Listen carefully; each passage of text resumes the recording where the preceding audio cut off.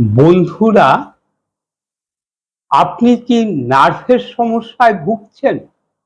আপনার কি রাতের বেলা হঠাৎ ঘুম ভেঙে যায়? মনে হচ্ছে হাতে পায়ে শত শত পিঁপড়ে কামড়াচ্ছে, কিংবা সকালে ঘুম থেকে উঠে পা মাটিতে ফেলতেই পারছেন না, পুরো অবশ। ভাবছেন এটা শুধুই সাধারণ ক্লান্তি। একদম ভুল। অবহেলা করলে এই ছোট্ট সমস্যায় আপনাকে চিরস্থায়ী পঙ্গুত্বের দিকে ঠেলে দিতে পারে। আমি ডাক্তার অলোক দেবনাথ। আজকের এই ভিডিওটিতে আমি কেবলমাত্র 3টি জাদুকরি পানীয়ের কথাই বলবো না, বরং আপনাদের দেখাবো কিভাবে মাত্র 7 দিনে এই নার্ভের সমস্যা, হাত পা ঝিনঝিন করা, এই অবশ ভাব থেকে মুক্তি পাবেন। ভিডিওর শেষে থাকছে একটি বোনাস টিপ, যা তৎক্ষণাৎ ঝিনঝিন কমাতে ম্যাজিকের মতন কাজ করে। তাই ভিডিওটি 1 সেকেন্ডও স্কিপ না করে শেষ পর্যন্ত সঙ্গে থাকুন। চলুন ভিডিওর শুরুতেই আমার চেম্বারে আসা একটি রোগীর কথা বলি। কিছুদিন আগে আমার কাছে এক ভদ্রলোক এসেছিলেন, বয়স প্রায় 52। উনি বললেন, ডাক্তারবাবু, রাতে ঘুমের মধ্যে হাত পা এত ঝিনঝিন করে যে ঘুম ভেঙে যায়, সকালে চায়ের কাপ ধরতেও হাত কাঁপে। উনি ভেবেছিলেন স্রেফ দুর্বলতা, কিন্তু পরীক্ষার পরে দেখা গেল উনার শরীরে ভিটামিন B12 মারাত্মকভাবে কম। আর দীর্ঘদিনের সুগার নার্ভকে ক্ষতি করা শুরু করেছে। সবচেয়ে আশ্চর্যের বিষয় কি জানেন? মাত্র কয়েকটি খাবারের পরিবর্তন আর কিছু বিশেষ পানীয় নিয়ম করে খাওয়ার পর ধীরে ধীরে তিনি অনেকটাই ভালো হয়ে যান। দেখুন, এই হাত পা ঝিনঝিন মানেই সবসময় বড় কোনো রোগ নয়, কিন্তু অনেক সময় এটা শরীরের SOS সিগন্যাল। আর এইখানেই অনেক মানুষ ভুল করেন। কেন ইউটিউব দেখে শুধু ক্যালসিয়াম খেতে শুরু করেন, কেউ ভিটামিন সাপ্লিমেন্ট, আবার কেউ মাসের পর মাস অপেক্ষা করেন। কিন্তু আসল কারণ যদি ডায়াবেটিস হয়, অথবা ভিটামিন B12 ডেফিসিয়েন্সি, অথবা নার্ভ কম্প্রেশন, তাহলে শুধু অপেক্ষা করলে সমস্যা আরো বাড়তে পারে। আর সবচেয়ে অবাক করা বিষয় হলো, নার্ভ একবার অনেক বেশি পরিমাণে ক্ষতিগ্রস্ত হয়ে গেলে অনেক সময়ই পুরোপুরি আগের অবস্থায় ফিরিয়ে আনা বেশ অনেকটাই কঠিন। এখন প্রশ্ন হলো, নার্ভের এই সমস্যা, এই ঝিনঝিন বা অবশ ভাব আসলে কি? এটি কি কারণে হয়? এর পিছনে লুকিয়ে আছে আমাদের শরীরের এক বৈজ্ঞানিক সত্যি। চিকিৎসা বিজ্ঞানের ভাষায় যাকে বলা হয় পেরিফেরিয়াল নিউরোপ্যাথি। আমাদের শরীরের নার্ভ বা স্নায়ুগুলি হলো ঠিক আমাদের বাড়ির ইলেকট্রিক তারের মতন। এই তারগুলির ভিতরে থাকে মূল পরিবাহী অংশ, আর বাইরে থাকে প্লাস্টিকের একটি আবরণ, যাকে আমরা বিজ্ঞানের ভাষায় বলি মায়োলিন শীট। যখন আমাদের শরীরে রক্ত চলাচল কমে যায়, ডায়াবেটিসের কারণে রক্তের সুগারের মাত্রা বেড়ে যায়, বা শরীরে ভিটামিন B12 এর মতন পুষ্টির অভাব দেখা দেয়, তখন এই মায়োলিন শীট বা স্নায়ুর উপরের আবরণটা নষ্ট হতে শুরু করে, যাকে বলে ডিমায়োলিনেশন। যখন আবরণ নষ্ট হয়ে যায়, তখন স্নায়ুগুলি ঠিকমতো সিগন্যাল বা বার্তা মস্তিষ্কে পাঠাতে পারে না, ফলে কখনো ভুল সিগন্যাল যায়, যে কারণে আপনি সুচ ফুটানোর মতন ব্যথা অনুভব করেন। আবার কখনো কখনো কোনো সিগন্যালই যায় না, যাকে আমরা বলি অবশ হয়ে যাওয়া বা নামনেস। এছাড়া আমাদের নার্ভগুলিকে বাঁচিয়ে রাখার জন্য কিছু সূক্ষ্ম রক্তনালী থাকে, যাদের বলা হয় ভাসা নার্ভোরাম। যখন এই রক্তনালীগুলিতে ব্লক তৈরি হয়, তখন নার্ভগুলো অক্সিজেনের অভাবে ছটফট করতে থাকে। তখনই শুরু হয় সেই অসহ্য ঝিনঝিনানি, ব্যথা, যন্ত্রণা।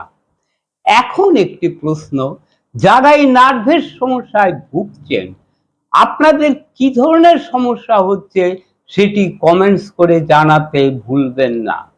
আপনাদের প্রতিটি কমেন্টস আমি নিজে পড়ি এবং ব্যক্তিগতভাবে উত্তর দেই। তাহলে আমরা জানলাম কেন নার্ভের এই ধরনের সমস্যা হয়। একজন ডাক্তার হিসাবে এখন আমি আপনাদের গুরুত্বপূর্ণ একটি সতর্কতার কথা বলবো। কোন কোন লক্ষণগুলো থাকলে বুঝবেন এটা সাধারণ ঝিনঝিনানি নয়। আর তারপর বলবো সেই তিনটি বৈজ্ঞানিকভাবে প্রমাণিত ম্যাজিক পানীয়ের কথা, যেগুলো নার্ভের সমস্যা দারুণভাবে কার্যকরী। যে লক্ষণগুলো দেখা দিলে দ্রুত একজন চিকিৎসকের সঙ্গে পরামর্শ করা উচিত। শরীরের এক পাশ অবশ হয়ে যাওয়া, কথা জড়িয়ে যাওয়া, মুখ বেঁকে যাওয়া, হাঁটতে না পারা, হাতের শক্তি কমে যাওয়া, প্রস্রাব নিয়ন্ত্রণের সমস্যা, চোখে ঝাপসা দেখা, এগুলি স্ট্রোক বা গুরুতর নার্ভ প্রবলেমের লক্ষণ হতে পারে। আরেকটি বিষয়, যদি প্রতিদিন একই সমস্যা হয়, বিশেষ করে রাতে, তাহলে দুর্বলতা ভেবে এড়িয়ে যাবেন না।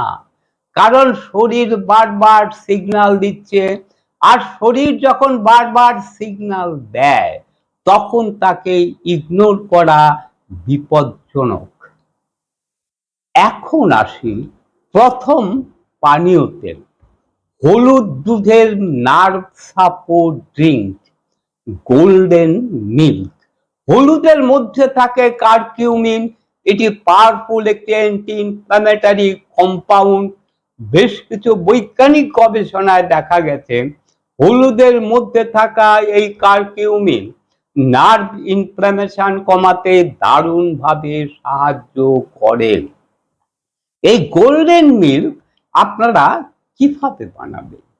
এটি তৈরি করতে লাগবে 1 গ্লাস হালকা গরম দুধ, আধা চা চামচ কাঁচা হলুদ বাটা, 1 চিমটি গোলমরিচের পাউডার, হাফ চামচ দারুচিনি পাউডার। কেন গোলমরিচ? কারণ এটি হলুদের মধ্যে থাকা কারকিউমিনের অ্যাবজর্পশন বাড়াতে সাহায্য করে। রাতে ঘুমানোর 30 মিনিট আগে এটি খাবেন। এই গোল্ডেন মিল্ক শরীরকে রিল্যাক্স করতে সাহায্য করে, নার্ভ ইনফ্ল্যামেশন কমাতে সাহায্য করে, সারা রাত ঘুমকেও নিশ্চিত করে। এখন বলি কাদের এটি খাওয়া উচিত না। যারা কিডনি স্টোনের রোগী, যারা রক্ত পাতলা করতে নিয়মিত ব্লাড থিনার খান, যাদের হলুদের প্রতি অ্যালার্জি আছে, এরা বাদে আর সকলেই এই গোল্ডেন মিল্ক খেতে পারেন।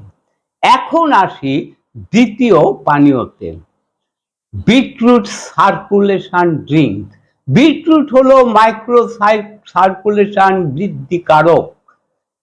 রিজেনারেশন বা নতুন কোষ তৈরির জন্য কোষে প্রচুর অক্সিজেন প্রয়োজন। বিটরুটে থাকা ডায়েটারি নাইট্রেট শরীরে গিয়ে নাইট্রিক অক্সাইডে পরিণত হয়। আমেরিকান জার্নাল অফ রেনাল ফিজিওলজির তথ্য অনুযায়ী নাইট্রিক অক্সাইড একটি শক্তিশালী ভ্যাসোডাইলেটর হিসাবে রক্তনালীগুলিকে প্রসারিত করে। শরীরে রক্ত সঞ্চালন বাড়লে নার্ভও ঠিকভাবে কাজ করতে পারে। এই পানীয়টি তৈরি করতে লাগবে আধা কাপ বিটরুট, আধা কাপ ডালিম, ছোট্ট 1 টুকরো আদা, 1 গ্লাস জল। কিভাবে বানাবেন? সব একসাথে ভালো করে ব্লেন্ড করে নিন।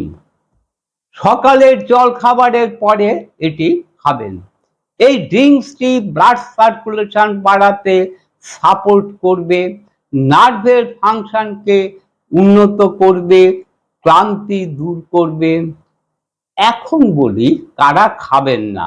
যাদের ক্রনিক কিডনি রোগ আছে, যাদের পটাশিয়াম রেস্ট্রিকশন আছে, যাদের হাই ব্লাড সুগার আছে, তারা বাদে মোটামুটি সকলেই খেতে পারবেন। এখন আসি সবচেয়ে গুরুত্বপূর্ণ পানীয় ভিটামিন B12 সাপোর্ট স্মুদি। নার্ভের রোগীদের ক্ষেত্রে ভিটামিন B12 একটি খুবই গুরুত্বপূর্ণ ভিটামিন। যদি বি ভিটামিন ডেফিসিয়েন্সি থাকে তাহলে নিউট্রিশন সাপোর্ট খুব গুরুত্বপূর্ণ।